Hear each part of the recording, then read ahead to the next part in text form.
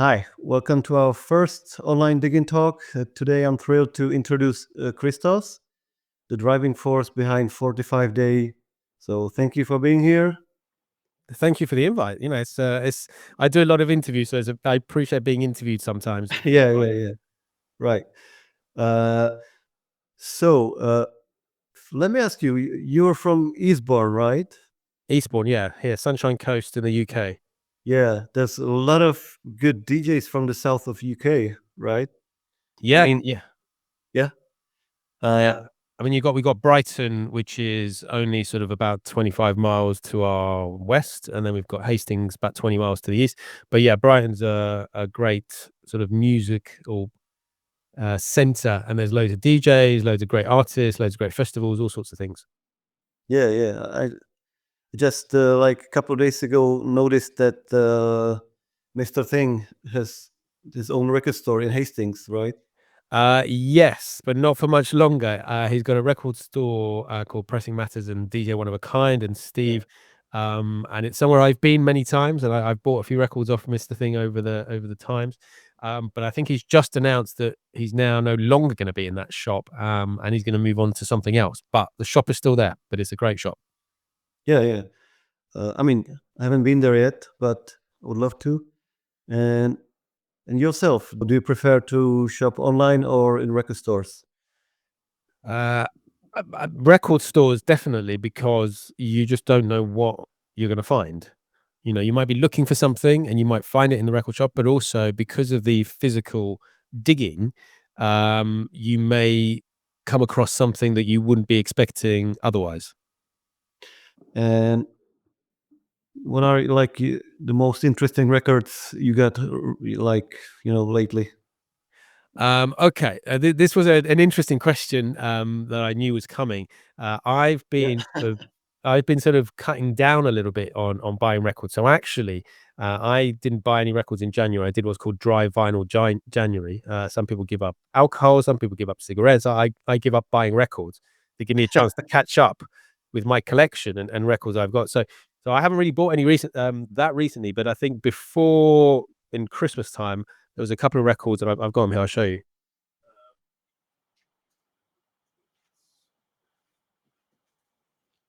Probably these 2 here, and they're covers. I'm a big covers fan, in terms of records that have been covered by other artists. So this is "Don't You Want Me Baby," but this is a cumbia version, of the Human League. I don't know if you know the song. Human No. League's "Don't You Want Me Baby" is quite a famous, song here, certainly here in the UK and other places. But that's a cumbia version, and I love my cumbia. And then another one is, on the original Gravity label. They put out amazing cover versions, but this is covers of "Burning Spear," which is a classic sort of 70s, Yeah. breaks record.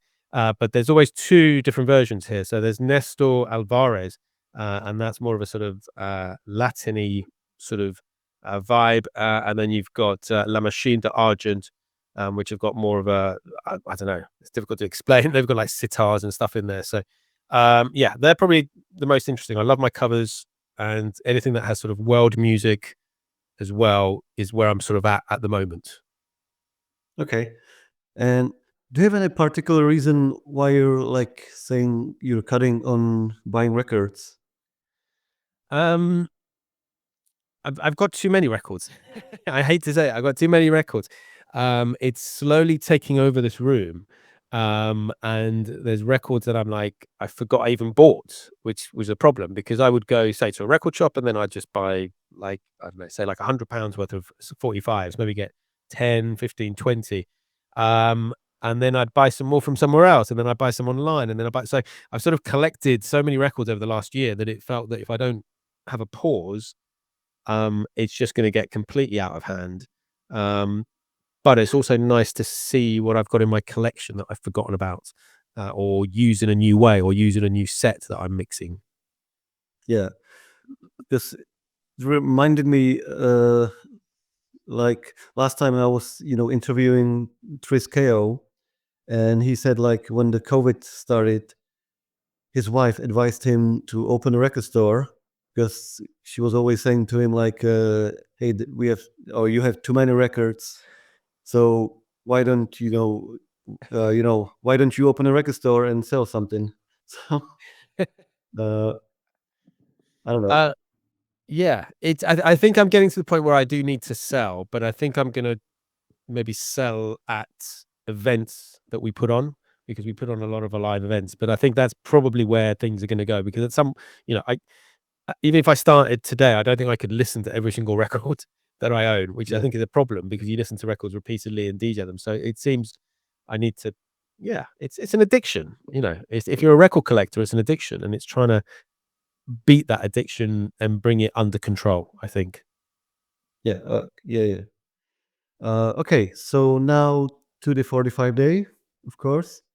And again, when the COVID started, the DJing opportunities moved like entirely online. And that's when I really appreciated being part of the 45s community and contributing a mix for 45 day as well. So, can you introduce 45 day to those who might not be familiar with it and what inspired you to start this project? Because 4th of May wasn't really like an international 7-inch day before, right? Yeah, that's right. I think, I'd try and keep the history short in terms of how it inspired me, but, I'd come up with this idea while I was DJing with my friend Big 404, who is myself and him are the OG 45ers, and we've been playing 7-inch records at festivals and bars and, wherever else. And I'd come up with this idea of, oh, it'd be great if people on one day of the year celebrated 45s in terms of putting on an event. And then I was sort of thinking of dates, and I first looked at the date of when the 45 was first put out, which was 31st of March last, 75 years ago, whatever it was last year. And then I went for 4-5 because I thought that would be better, 4-5. But the plan to get things to have put in real life was interrupted by COVID, because there was no way events are going to happen. So I had to take it online. And so I thought, right, what can I do? Let's get DJs to do 45-minute sets of 45s. And I threw it out there to see what would happen, thinking maybe 20 people would get involved. I think the first year we had 52 mixes, I think, which included like a live stream from Breaking Bread, people like Mark Hype. You got involved, I think, in that very first year. We had Smooth, we had people, and I was like, okay, this is interesting. And then from there, it sort of expanded to sort of radio shows, then sort of live streams on Twitch. Then we started doing, I'll talk about the events later on. But then we started talking about mental health. So then it expanded into talk shows.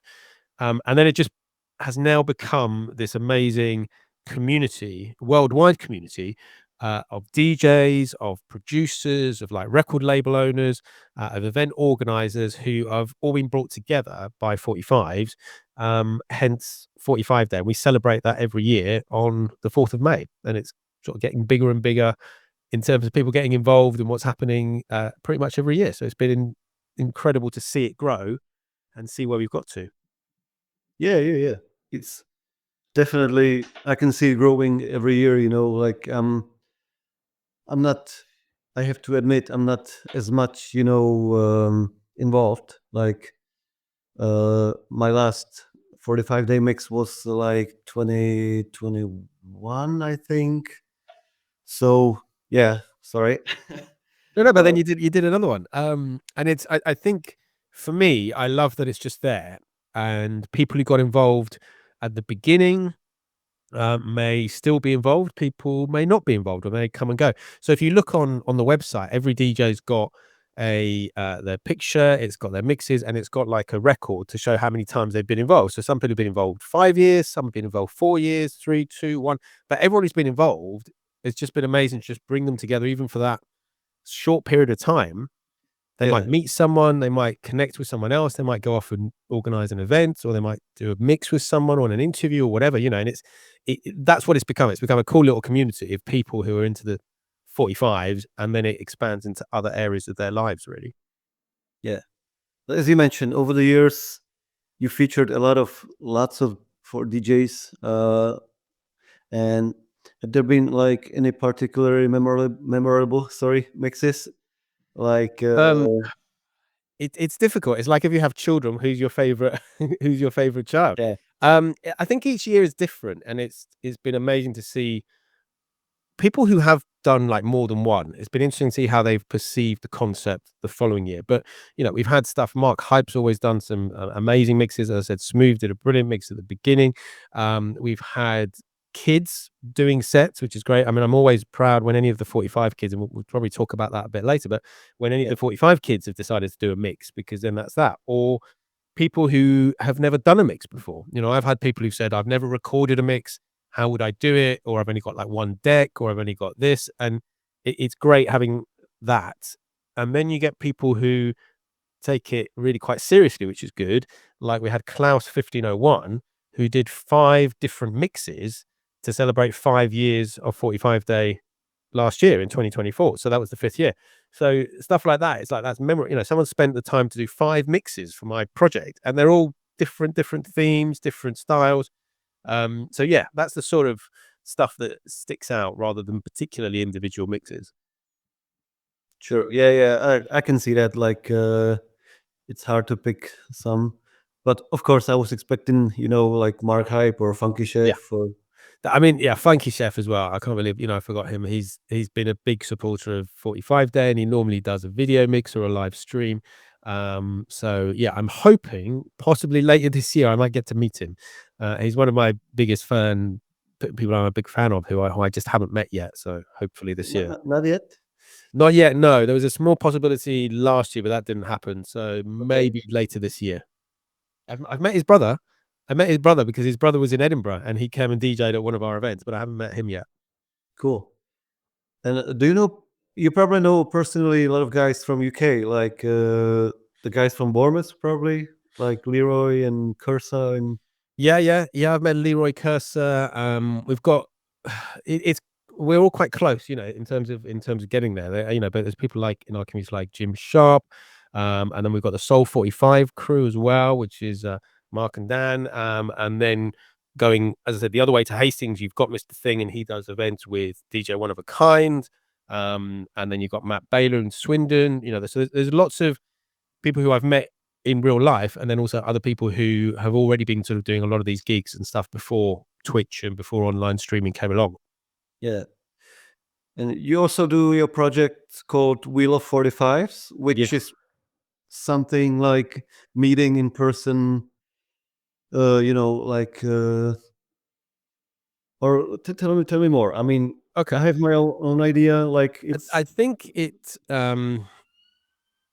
I've all before 45 Day, I've organized events and we put on like 1-day events, and I ended up sort of putting on these online events and collaborating with people to organize Twitch events online, the equivalent of what would be if you put on an event in real life. I mean, you can do something completely different on Twitch because you've got all around the world, whereas here.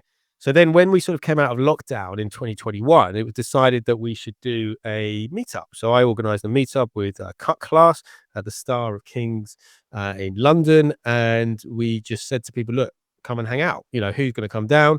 Who wants to play a little bit? A 30-minute set. And we had, I think, about 14 DJs come down. We had like Jim Sharp, we had Cut Class, we had Constance K, we had a lot of people from the Twitch community. Sam Tweaks came down, and people turned up like Wally Puma and people. And it was just great being in the same room, being able to talk as we'd talked online on Twitch, but also we could have a drink together. We could bring our records and do some trading or sell some records. Jim Sharp bought a load of 45s that he sold. And then it's community, and then it's networking and people meeting for the first time that hadn't met before.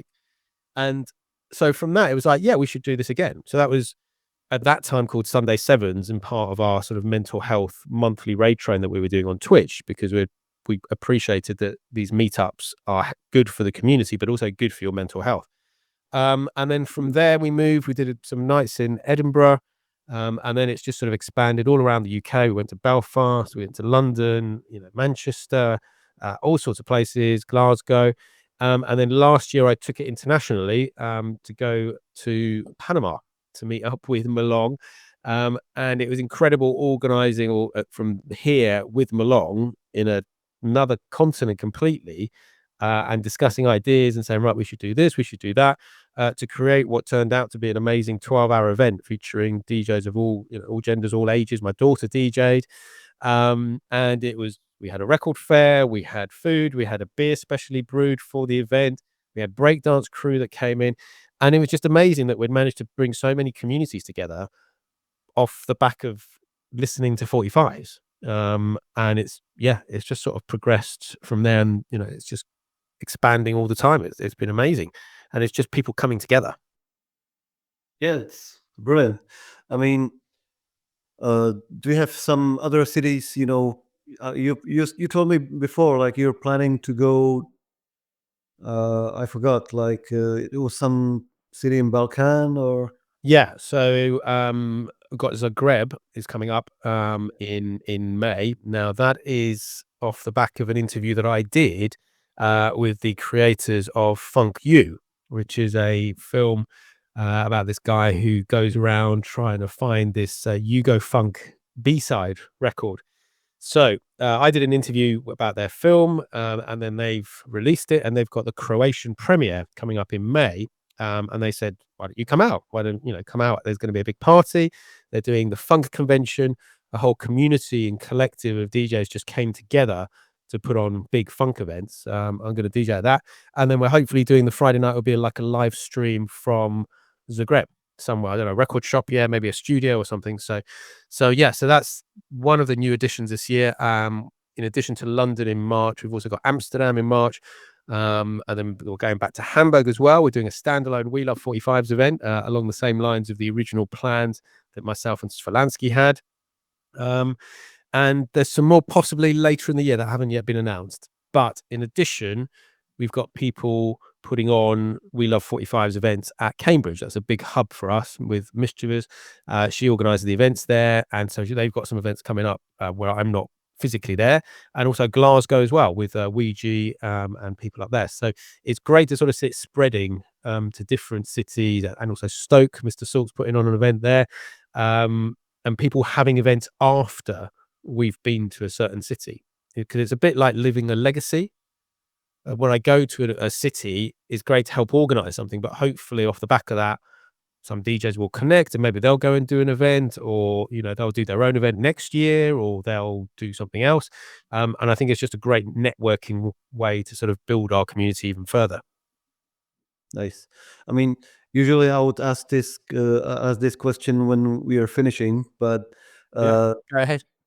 where the people can find, like the future events, and just Yeah, we've got the websites. There's two websites essentially into one, which is 45day.com, and you've got welove45s.com. If you go to welove45s.com, so WELOVE 45 s.com, that sets out what We Love 45s is about. It also sets out each of the cities that we've been to that you can click on, and then you can go through and you can see the flyers from those events. A lot of them we're now recording, and in addition, live streaming.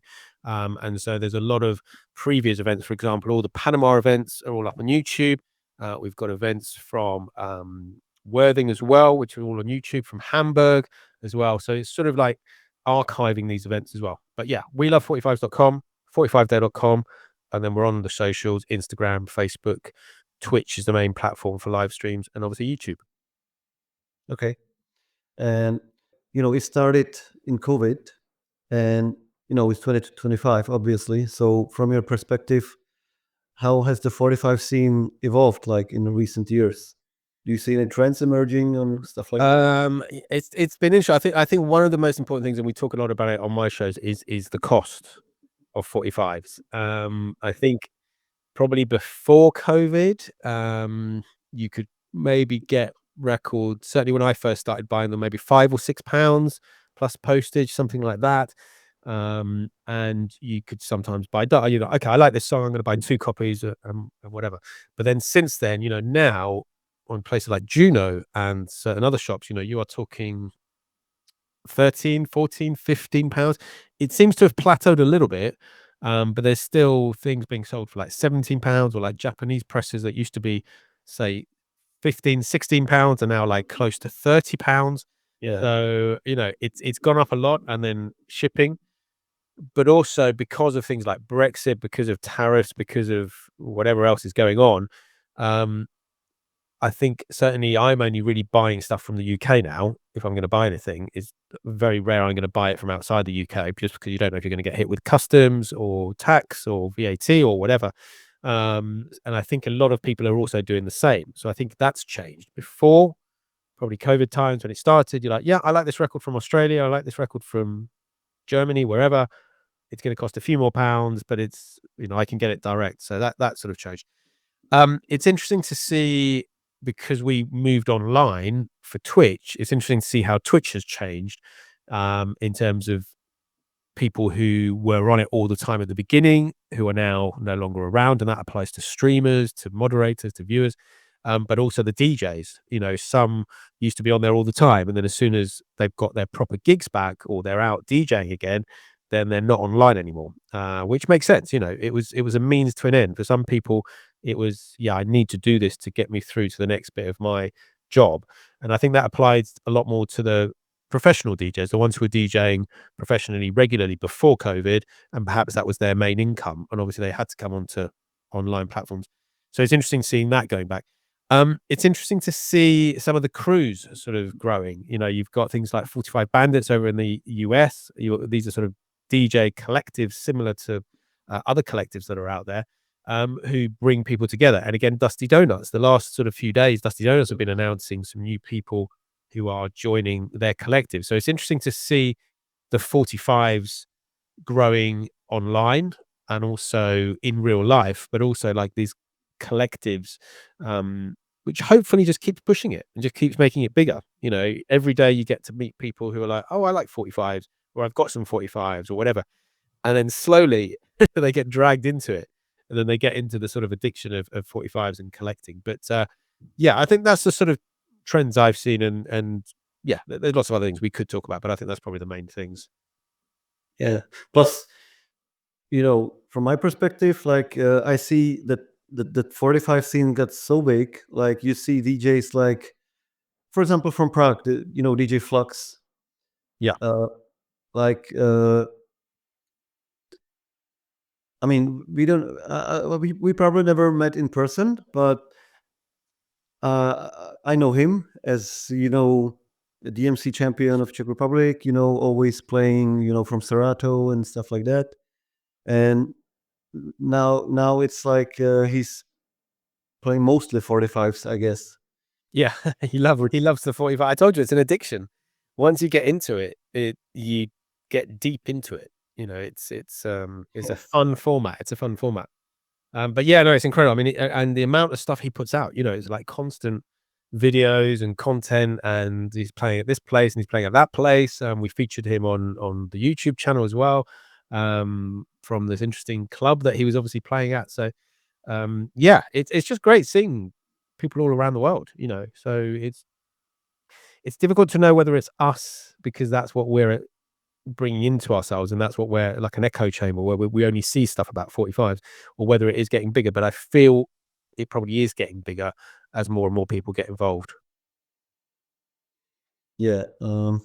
You're addressing mental health issues, very often, uh, which is great. I mean, I really, really, ad- admire maybe, or I'm really glad you're doing this.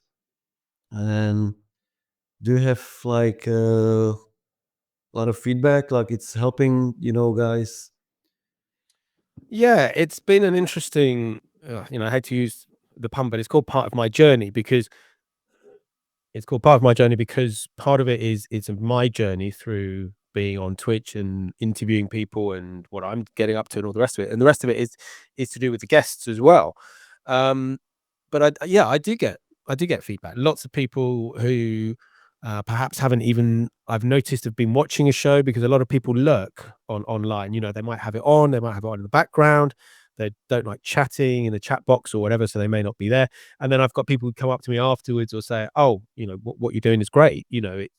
It's good." And it's been, a little bit of me, but obviously it's amazing that people have been prepared to open up and trust me enough to say and talk in front of the camera and talk about the mental health issues that they've gone through. But just as a small example, we had one of the most memorable shows I had with Funky Flavors and Matt Love. Now, Funky Flavors Lee, his was going to come on and talk about his dad being ill, but unfortunately, his dad died like a day or two before the show was going to air. And I reached out and I said, look, we can should we leave it? We can postpone it. It's not a problem. And he's like, no, let's do it. Let's go ahead with the show. And it was quite an emotional show. And I'd said to a lot of people, let's turn up. And we had quite a lot of people in, for a talk show on Twitch. We had maybe like 40 or 50 people from the community watching, and they're all there. And he's talking about what happened with his father, and people are being really supportive. And that's what I've tried to create, somewhere where, if something tragic like that happens, there's a space, if you want to talk about it, and have the support of your community, people who have been friends of ours and part of our lives since COVID, since quite a traumatic thing has happened. So there's that show. And then off the back of that, I received a message from Ed Bond, who's later been on the show, but he said that, he'd lost his father, and, were we going to do another 45-day mix? And I said, yeah, here we go. Send the details. And then I said, look, it may help, but you don't have to watch it. Have a look at this episode. And so he then went back and watched that show and said it helped him because of the way we were talking about bereavement, and it helped him deal with his bereavement. And so then he later then came on the show. He then later told someone else to look at that show. So as long as it helps one person, that's why I do it. But it's been amazing to get the feedback, firstly from people wanting to be on the show, but secondly being really honest. And yeah, and it, in addition, it's helped me, because I've also been through things, although I haven't specifically talked about all of them online, but it is helpful to be able to hear how other people have coped with things, so that if things happen to me or other people, there's an idea of how to deal with it. Yeah, I mean, because I was thinking like whether I should even touch this topic, because I've been through things as well, but I've never really guessed like, does it have something to do with the fact that I'm a DJ as well? But with DJs, this topic is addressed quite often. So mm, why is that? Because I'm not really really present with in these discussions. So yeah, that's why I'm curious. Yeah, well, what the sort of link between sort of like DJs and mental health? Um, it's a creative process, isn't it? It's like being an artist or like being a musician or whatever. It's constantly like you're trying to achieve something, and you're constantly looking perhaps for recognition, and that someone's going to like your music, or someone's going to watch you, or someone's going to come to your gig, or someone's going to book you for the next gig. And like any artistic endeavor, that there's always loads of disappointment, isn't there? Or, you know, why is that person getting booked when I'm not getting booked? Or, why am I not achieving what I should be achieving? And it's difficult in your mental health. And it's also deciding what you want from it, because I think most people go into DJ and thinking, yeah, I want to be this amazing, famous DJ and all the rest of it. But very few people get to that stage, So most DJs are never going to sort of fulfill their original plans, perhaps, of where they want to get to. And that can affect your mental health as well. And it's late nights, drinking, people get into drugs, people get into all sorts of issues, drug addiction. And we've talked a lot about it on the show. We've talked about drug addiction, alcohol addiction, again, like depression, people deal with that. And I think a lot of that is hidden behind DJs, because they think we're up front. We think we're DJing. They think, oh, he's fine. He's having a good time, but you just don't know what's going on. And I think we're taught to sort of push down and not talk about these emotions until hopefully someone asks, or you trust someone enough to talk about them. So it's a pressured industry we're in. And I think that's why mental health perhaps plays quite a big part in it. And it's important to try and keep good mental health, although it's not always easy. Yeah. And do you see many people like hesitating to join you guys, or shy to express themselves with their views? I, I think there's only been a few people who we've been booked in to do a show, and then something's happened with their mental health. Most of the time, they've been like, I thought I was okay to talk about it, but something's happened and it's knocked my mental health, so I don't feel comfortable at the moment. And that's fine. And we've had people who've done that and then maybe come on the show later, but I don't apply any sort of pressure or encourage, I just say to people, do you want to come on the show? Do you want to talk about this? Are you happy to talk about that?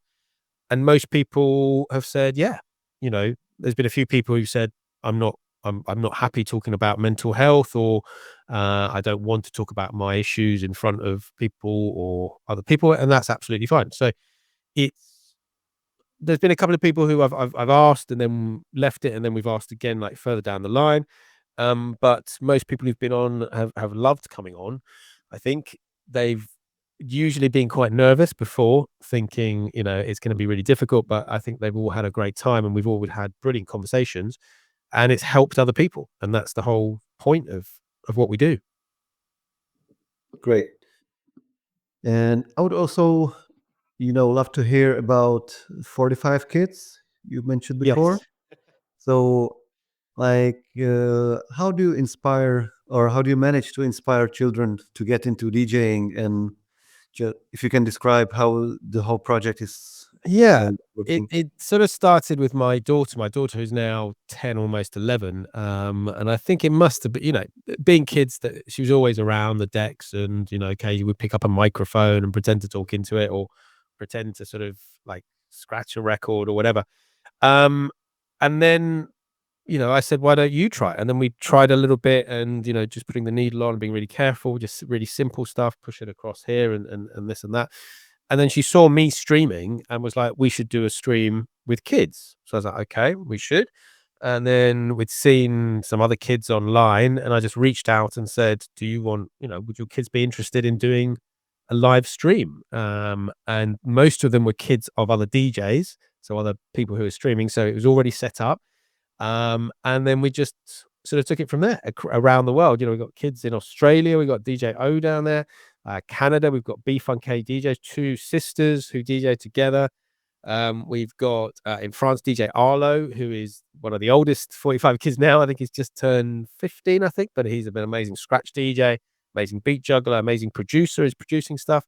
And then we've got my daughter, we've got Indie Mix, and they do events together because they live close by. She lives in Worthing. My daughter lives in Eastbourne with me, so they do events in Worthing where they've done Brighton, and it's been amazing to see this move from online stuff to actual real life events, like at you know festivals. And there's my own little festival that we do, Joy Revolution, where we've got the 45 kids playing, but we've then also got those 45 kids teaching some of the other kids who've come to the event how to DJ. So it's like trying to keep them interested in music through a vinyl format, because that's how we got introduced to music in the first place. And do they play with because I don't have children myself, but I can imagine like it would be amazing, for the kids like to play with a portable turntable in the garden or something like that. Yeah, we've got Zizi's got a couple of little portable turntables upstairs in her room. Sometimes she uses them, sometimes she hasn't. But yeah, it's also fun to take them to a record shop as well. So in addition to the taking the portable turntable somewhere else, they can go to a record shop, like for example, Rare Kind in Brighton, and my daughter will pick out a record or two that she wants to buy because she's had a listen to it. So yeah, it's a lot of fun, but you can simply do that if you want to. And it's great for the kids. It's the right size. It sort of works. If you think they've got slightly smaller hands than us, but we have a lot of fun DJing with it. Why wouldn't the kids have fun DJing with it? Yeah, I mean, it's a great attitude. I mean, I just remembered like there was, I guess, a Madlib's interview in Radio France where he told a story of his kid like scratching, or I don't know what happened, just destroying simply a record of his rare Sun Ra, like $500 worth or something like that. So, and he said like, so what can I do with that, like it's it's just a kid. So, Yeah, but I thankfully I haven't had anything like that happen. Um, yeah, but I think it's just letting them do it. I mean, at the end of the day, it's a record. $500, whatever, that's a lot. The records they're using aren't $500, and it's not a Yeah. problem. But it's music is it's more than just a digital file, isn't it? A digital file is fine and it's convenient and it's easy to listen to and all the rest of it. But it doesn't feel like you have ownership of that music. And I think it's the same for the kid. My daughter likes, she does do a bit of digital DJing as well, but I think she still enjoys the physicality of picking out a record, putting it on, putting the needle on, and using the crossfire rather than just pushing buttons on a controller. Ultimately, she probably will end up being a digital DJ, but it should always have this to fall back on. And I think that's what we're instilling in all the kids.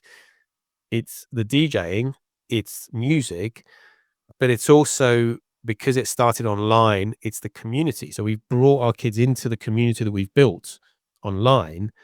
And that's, I think, the most important thing because they've seen how a community can work. So hopefully, when they grow up and they have friends and they get into things or whatever they're going to get into, they can see the importance of community and have being part of something, being a collective, working together, not separately, including everyone. We talk a lot about inclusion, inclusive, not exclusive. So it, it's a lot of things to do with music, but again, it's pushing the message that we're talking about: good mental health, community, networking, friendship, and just being there for each other. And it's great to see the kids bonding, just like the adults are bonding when we do events when there's 45 kids and the adults DJing at the same time. That just, wonderful. Okay.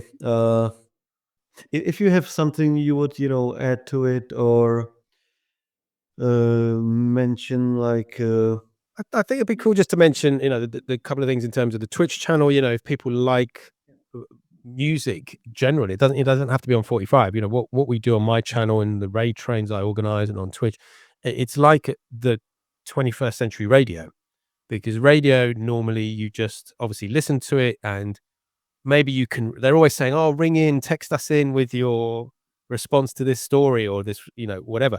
With Twitch, it's direct. I'm DJing, I'm presenting my music, that you can come on in the chat and just talk and just interact and meet other people. So if people haven't tried it, definitely come over to twitch.tv. It's free to set up an account. You don't have to pay anything. You can just watch and then see how it goes. And if you're a DJ, get involved, get on streaming. It's been a lot of fun. So that's the sort of online stuff. And then the real life stuff that's happening in terms of sorry, excuse me, in terms of the cities that we're doing is the We Love 45s. If you're in any of the cities that we're at, come along, come and say hello. If you're a DJ in any of those cities and play 45s, get involved because I'm trying to encourage people in each of the cities. So we've got London, 8th and 9th of March. 8th of March, 2025 is International Women's Day. So we're doing that at Rook Records in London. Then we've got Cafe 1001 on the 9th of March, Sunday. And then we head to Amsterdam, 21st, 23rd of March. And then we come back, and in May we go to Zagreb, July we go to Hamburg, and then there's more throughout the rest of the year. So if you're in any of those cities, if you want us to come to your city, and then we'll talk about this after the show maybe, but it would be great to be involved. So yeah, check us out online on Twitch, and then check us out in real life if you're in any of the cities that we do events at. great. I mean, thank you for saying that because I can really imagine how important it is to, this. Sometimes you might not be courage enough, and I mean, it's not. I'm not talking about like it's not easy for some people to have the courage to just come into like already working community. So it might be hard to include somewhere or to be, accepted. We're always open, and it's interesting because when I think back, it goes back to when I used to DJ with Adrian as the OG 45s, and we still do it. I remember we had we did an event in Hastings, and we had someone who'd come from, I think it was Norfolk or Norwich or somewhere, and he was like, "I run a record shop. I DJ 45s. I see you've got a night on. Do you mind if I come along and spin a few records?" And we were like, "Yeah." Never met the guy before. He'd just message us and we were like, okay, well, he sounds like he's a cool guy. Well, if he's rubbish, we can kick him off.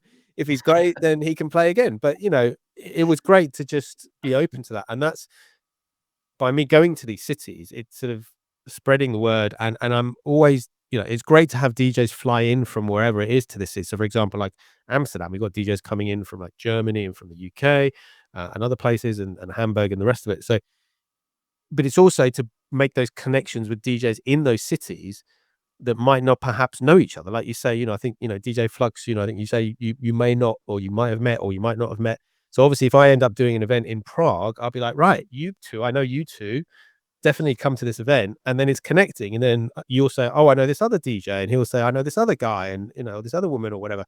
And then it's just do that. And then you start those connections, and I leave and go back to what I'm doing. And those connections carry on, and people do things together, or they become friends, or they DJ together, or they go record digging together. It's that's the whole point of it. As much as I can, when I physically can get to these places and do it, that's what I want to sort of do. Yeah, great. I mean, I didn't have the full idea of what do those events look like, because I thought it's just about, spinning records and It varies. Each of the events has been very different. So each of the events have been very different. So, for example, in Cambridge, we did a 1 day event. This was back in 2023 September. So we got together a load of DJs. We got together the local street artist community. They came along, and each of them, they were called the Seven Misters, 7 artists. They'd all taken a skateboard, and they'd use Poscas to make a design, and then some addition. They put those up on the wall, so we had like an art exhibition in the event. And then we had this big load of white paper, and the kids could use Poscas to design stuff and be creative. And then we had a skate ramp specially built, and the skate community were doing that. So we involve as much as we can other things. So some of it is literally, right, we're going to go to this venue and DJ, and then we're going to go to this venue and DJ, and then we're going to go to this venue. Other things are including dancers. For example, in Panama, we had break dancers. We had a food truck, especially, the best burgers in Panama City. They came along and did a food thing. So we talk about street food. We had the record fair. So we had the 2 main record dealers from Panama City again came to the event. And then we had a breakdance crew, and all the DJs. And as we launched the event, people would say, I'm interested. Can I be added? And we'd say, yeah, yeah. And we'd sort of add people slowly. But it's mainly about 45s, but it's mainly about community, but it's also trying to bring in other aspects, street art, street food, dancing, all of these other things, because then it's a more rounded event rather than just some old men, which it could be, playing some old records, So it's always a good vibe. And the sets are normally relatively short, either 30 minutes or 45 minutes. So it's, DJs are sort of spinning over. Some of the events we do 3 tracks each. We did the second birthday for the Brighton event, 4 DJs, 3 hours, 3, 4 hours. We just did 3 tracks each, and then just rotate. And then you get lots of different styles, lots of different genres. And I don't really tell people what to play. I'm just like, play whatever you want, because then they bring out records that they might not otherwise play. And some of the events are with a dance floor. So you're trying to entertain a dance floor. So there might be a club. Some of them are like cafes. So there'll be like background music. Some of them might be in a record shop. So it's like an in-store. So you're just trying to bring whatever cool records you can. So they're just about having fun, just about having a lot of fun in a great city, wherever it is, with a lot of great people and great music. cool.